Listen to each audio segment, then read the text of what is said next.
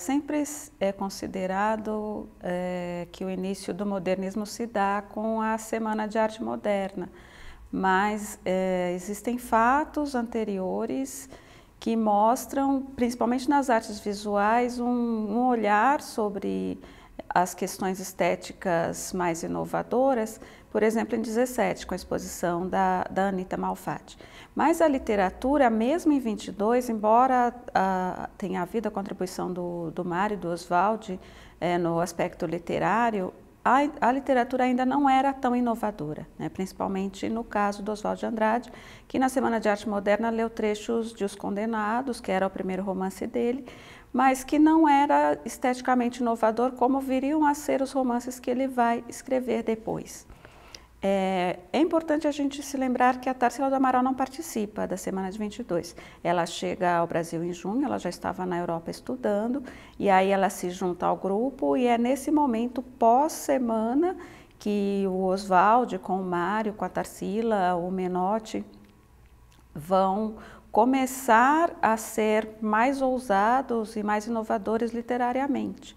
Esse convívio entre os escritores e os artistas plásticos era muito mais frequente, havia muito mais colaboração entre eles do que nós vemos hoje.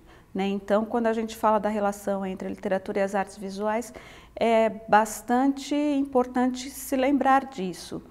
Era quase natural que houvesse colaborações mútuas e os diálogos eram constantes, havia os encontros, as conversas e as trocas em termos de literatura e artes visuais, tanto que nós temos as primeiras edições desses livros publicados em 22, todos ou quase todos com capas desses artistas que viram a ser muito conhecidos, muito importantes no que a gente chama de modernismo.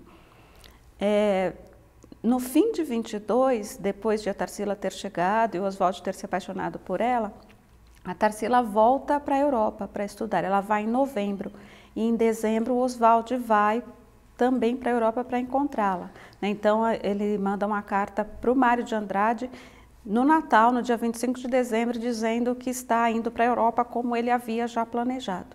Então o ano de 23 vai ser um ano fundamental para a Tarsila e para o Oswald em termos de formação, em termos de contato com a vanguarda europeia. O Oswald já tinha ido à Europa em 1912, mas ele mesmo fala que ele não conviveu com os artistas, não descobriu a vanguarda como poderia ter descoberto. Já estava nesse momento em 12 em voga o futurismo e vários outros ismos, mas o contato que o Oswald teve com os artistas na Europa em 12 não reverberou em sua obra propriamente, como vai reverberar mais adiante. Então, em 23, quando ele chega na Europa com a Tarsila, primeiro eles vão para Portugal e Espanha, vão se estabelecer em Paris, vão ficar em Paris de maio a junho. O convívio deles com vários artistas é muito, muito intenso. E é isso que vai começar a modificar a estética dos dois. A Tarsila vai ser aluna do Lyotte, do Léger, o Oswald vai conhecer o Blaise Cendrars e a partir daí eles começam a ter um outro olhar sobre o Brasil e sobre a estética que eles querem compor para inovar o nosso campo cultural. Então, 23 é um ano muito significativo por essa vivência, por essa descoberta desses artistas todos. Eles frequentavam Picasso, frequentavam vários artistas, o Valéry Larbaud, o Jules Roman, Cocteau. Então, tudo isso vai permitir que eles realmente conheçam a produção que era a mais significativa das vanguardas naquele momento. Em 23, a Europa já tinha 10 anos de vanguarda, se a gente pensar futurismo, cubismo, etc. E o Brasil não, o Brasil começa a conhecer aí e começa a produzir as obras nesse sentido, nesse momento. Quando eles conhecem o Blaise Cendrars, é o Blaise Cendrars que vai chamar a atenção dos dois, tanto do Oswald quanto da Tarsila, da importância da valorização do primitivo e do elemento nacional.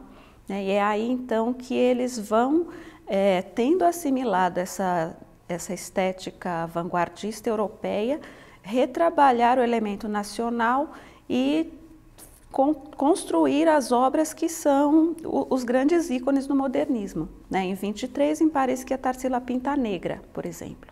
Né? Em 23, em Paris, que ela pinta a Caipirinha, né? Que são as obras mais significativas e depois lidas em retrospectiva, lidas depois do Manifesto Antropófago, lidas depois do Manifesto da Poesia para o Brasil, se começa a ver que ali já estava o germe de tudo isso que vai se desenvolver depois.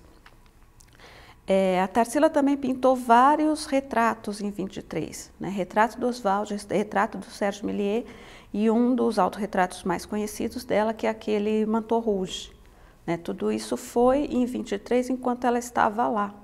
E aí, no contato com o Sandra, ela começa a pensar também em fazer uma exposição em Paris, e é o Blaise Sandra que vai aconselhá-la a amadurecer um pouco mais a obra e deixar essa exposição para depois.